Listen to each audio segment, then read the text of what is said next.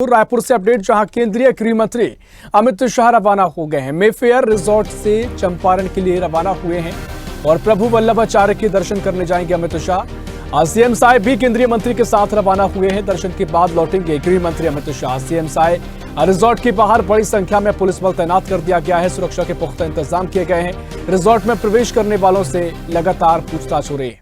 पास देखने के बाद ही रिजॉर्ट में प्रवेश दिए जा रहे हैं। बिना पास के एंट्री नहीं दी जा रही है। नक्सलियों के खिलाफ बड़ी रणनीति बनाएंगे अमित शाह और नक्सलवाद पर इंटर स्टेट कोऑर्डिनेशन की बैठक का आयोजन किया जा रहा है। रायपुर में होगी इंटर स्टेट कोऑर्डिनेशन की बैठक और चंपारण भी जाएंगे गृह मंत्री अमित शाह। तो केंद्रीय गृह मंत्री अमित शाह रवाना हुए हैं। आप बता दें कि मेफेयर रिजॉर्ट से चंपारण के लिए रवाना हुए हैं गृह मंत्री अमित शाह और मुख्यमंत्री विष्णुदेव साहब। बताते चले कि अपडेट आपको दे रहे हैं, जहां मुख्यमंत्री और गृह मंत्री रवाना हो गए हैं और महत्वपूर्ण बैठक का आयोजन यहां पर किया जा रहा है। नक्सलवाद पर इंटर स्टेट कोऑर्डिनेशन की बैठक का आयोजन किया जा रहा है। रायपुर में इंटर स्टेट कोऑर्डिनेशन की बैठक का आयोजन होगा और मुख्यमंत्री और केंद्रीय गृह मंत्री अमित शाह इस बैठक में शामिल होंगे। नक्सलवाद के खिलाफ रणनीति बनाई जाएगी, इसी को लेकर महत्वपूर्ण बैठक इसे बताया जा रहा है। और इसी खबर पर और भी जानकारी लेंगे। रायपुर से हमारे सहयोगी राहुल गोस्वामी हमारे साथ फोन लाइन पर जुड़ गए हैं। राहुल, केंद्रीय गृह मंत्री अमित शाह छत्तीसगढ़ के दौरे पर हैं और जिस तरीके से वो आज बैठक करेंगे और नक्सलवाद के खिलाफ जो रणनीति बनाई जाएगी, क्या कुछ तैयारी यहाँ पर गृह मंत्री की है, मुख्यमंत्री की है? अभी फिलहाल कहाँ रवाना हुए हैं और आगे का क्या पूरा प्रोग्राम रहने वाला है?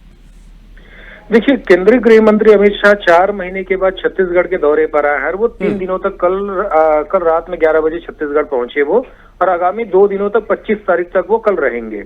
इस 2 दिनों में छत्तीसगढ़ में जो नक्सल प्रभावित स्टेट के रूप में जाना जाता था, तो उसको समाप्त करने के लिए बड़ी बैठक होगी। इसमें सीआरपीएफ, सीआईएसएफ, छत्तीसगढ़ पुलिस और नक्सल मूवमेंट पे काम करने वाले जो फोर्सेज है, पैरामिलिट्री फोर्सेज, उनको लेकर उनके डीजी की एक बैठक होगी और लगभग 2 घंटे बैठक चलने की ऐसी संभावना है। और उसके बाद आने वाले 2 साल में, चुनाव के दौरान आपको बताना चाहूंगा, केंद्रीय गृह मंत्री अमित शाह ने कहा था कि आने वाले 2 साल में हम छत्तीसगढ़ को नक्सल मुक्त कर देंगे।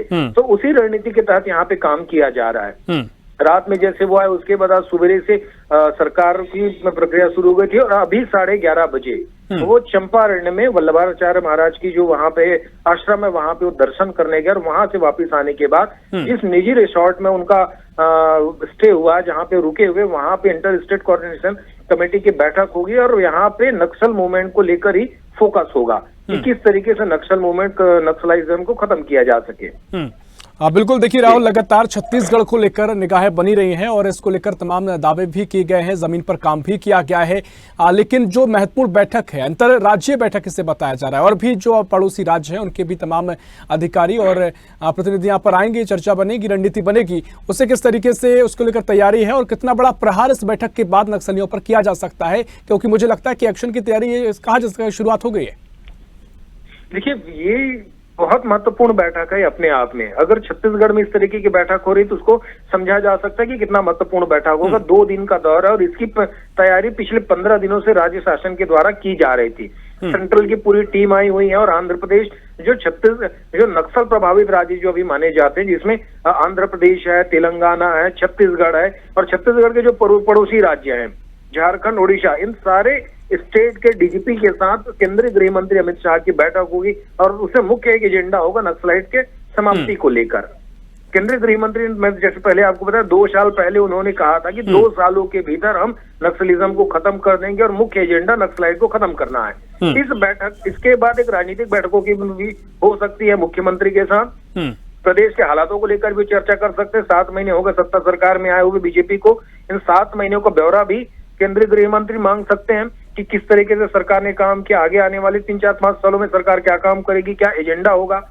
तो 2-3 मंत्रियों की नियुक्ति, 2 मंत्रियों के 2 पोस्ट भी खाली हैं, भरे नहीं गए, उनको भी हरी झंडी वहां से मिल सकती है।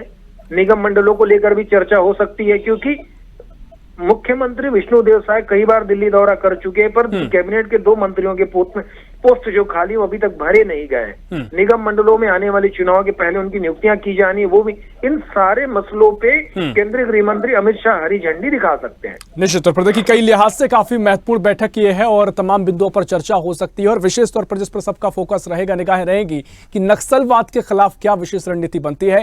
फिलहाल बहुत शुक्रिया राहुल आपका तमाम जानकारी साझा करने के लिए।